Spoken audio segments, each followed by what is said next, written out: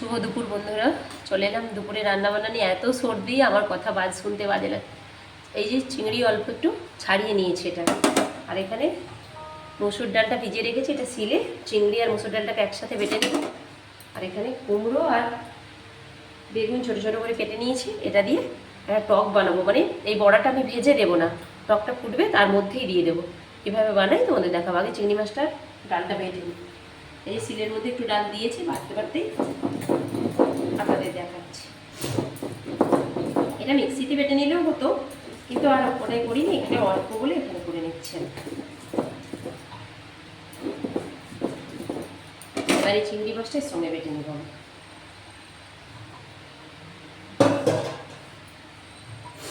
অল্প অল্প ডালও দেবো এর সঙ্গে, মিশিয়ে বানলে চিংড়ি মাছটা ফরফর করবে না, খুব সুন্দরভাবে বাটা হয়ে যাবে।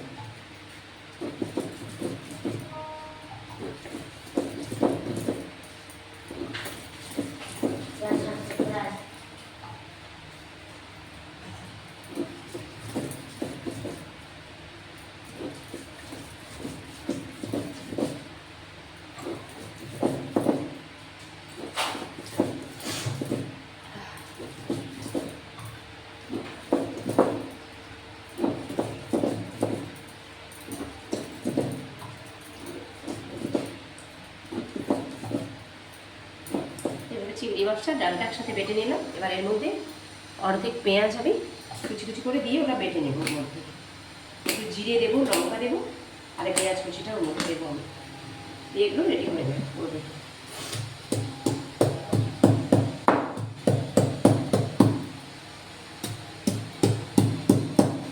এভাবে পেঁয়াজটা, লঙ্কা, জিরেটা বেটে নেবো একসাথে। এরকম আমরা অল্প জিরে, মাপ মতো যে যতটা ডাল আর তার সঙ্গে চিংড়ি মাছটা প্রায় সমপরিমাণ নিতে হবে। নিয়ে এটা বেটে নিয়েছি, পেঁয়াজ কুচি আর জিরে, লঙ্কা এগুলো দিয়ে বেটেছি। এবারেতে স্বাদ মতো লবণ দিয়ে দেবো, লবণ, কালারের জন্য হলুদটা দেবো, আর দেবো সর্ষের তেল দেবো।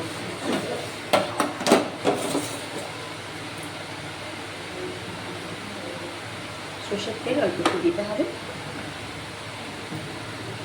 দিয়ে এটাকে ভালো করে মেখে রেডি করে নেব।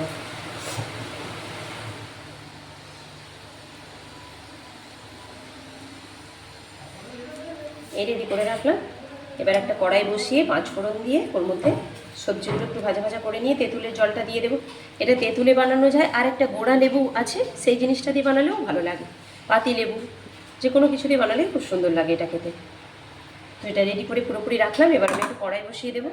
একটা কড়া বসিয়ে দিয়েছি, কড়াটা গরম হয়ে গেছে। এবার এতে আমি 5 ফোড়ন দিয়ে দেবো।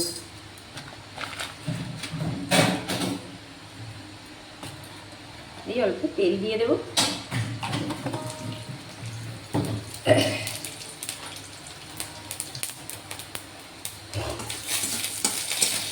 5 ফোড়নটা ভাজা ভাজা হয়ে গেছে। এবারে কেটে রাখা বেগুন আর কুমড়োটা দিয়ে দেবো। স্বাদ মতো লবণ দিয়ে দেবো, হলুদ দিয়ে দেবো। দিয়ে একটু নাড়াচাড়া করে এর উপর থেকে জল দিয়ে দেবো। খুব বেশি যেটাকে ভাজতে হবে তা না।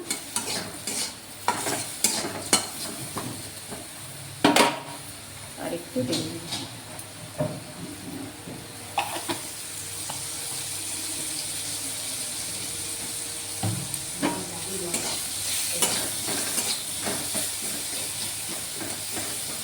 এগুলো ততক্ষণ একটু ভাজা ভাজা। দেখো বন্ধুরা, সবজিটা আমি ভেজে নিয়েছি। এবারে তেঁতুলটা রেডি করব।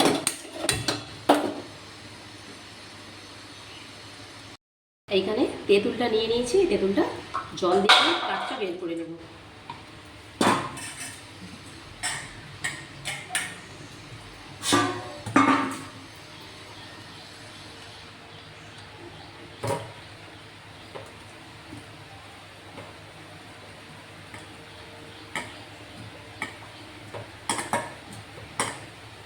তেঁতুলের কাঠটা এবার এর মধ্যে আমি দিয়ে দেব। এবার এটা ফুটতে সময় দেব, যা ফুটে উঠবে সঙ্গে সঙ্গে এই যে বেটে রাখা ডাল চিংড়ি মাছ ওগুলো থেকে বড়ার সেটে হাতে গোল গোল করে আমি ওর উপরে দিয়ে দেবো।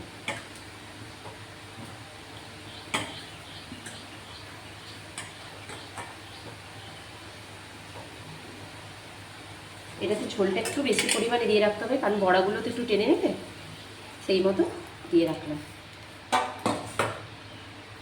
স্বাদ মতো একটু লবণ দিয়ে দেবো।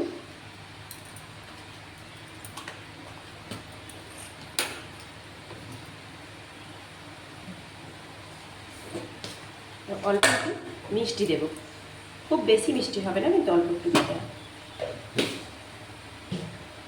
এটা ফুটটা আসুক ততক্ষণ। এই রেডি হয়ে এসছে। তো এটা দেখো বন্ধুরা, টকের এটা জুসটা ভালোভাবে ফুটে গেছে। এবার আমি এগুলোকে বড়ার আকারে এইভাবে গোল গোল করে ওর মধ্যে দিয়ে দেবো। দেওয়ার সময় একটু গ্যাসটা কমিয়ে দেবো। প্রত্যেকটা বড়া একদম গোটা গোটা থাকবে, খুব সুন্দর হবে। এটা এখন ডুবে যাচ্ছে, একটু ফুটলে ওগুলো ভেসে উঠবে আবার।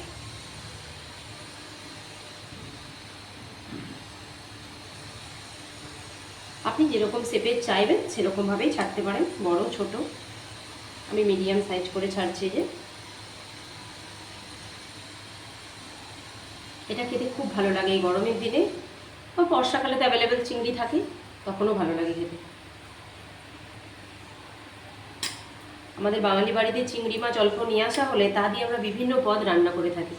সেদিন আমার চিংড়ি মাছ আনা হয়েছিল, সেদিন তো তোমাদের দেখিয়েছি চিংড়ি মাছ দিয়ে কুমড়ো শাক রান্না করেছিলাম। আজকে এই বড়াটা করলাম বাটা, এইভাবে টবকা বলা হয় এটাকে। তো এটা তোমরা কে কে খেয়েছো, অনেকেই বিভিন্নভাবে হয়তো খেয়েছো। কে কে খেয়েছো, কীভাবে খেয়েছো অবশ্যই কমেন্ট করে জানাবে, তাহলে আমিও সেটা একটু শিখে নেব। এইভাবে এটা এভাবে 2 মিনিট কি 1 মিনিট ফুটে গেলে ব্যাস টকটা রেডি হয়ে যাবে পুরোপুরি। এই দেখো বন্ধুরা, টকটা পুরো রেডি হয়ে গেছে। এর উপর একটু সর্ষের তেল দিয়ে দিয়েছি আমি। এই দেখো বড়িগুলো কেমন দেখতে হয়েছে, দেখো এই যে কত সুন্দর দেখতে হয়েছে। এখানে ওইগুলো গোল গোল হয়েছে একদম।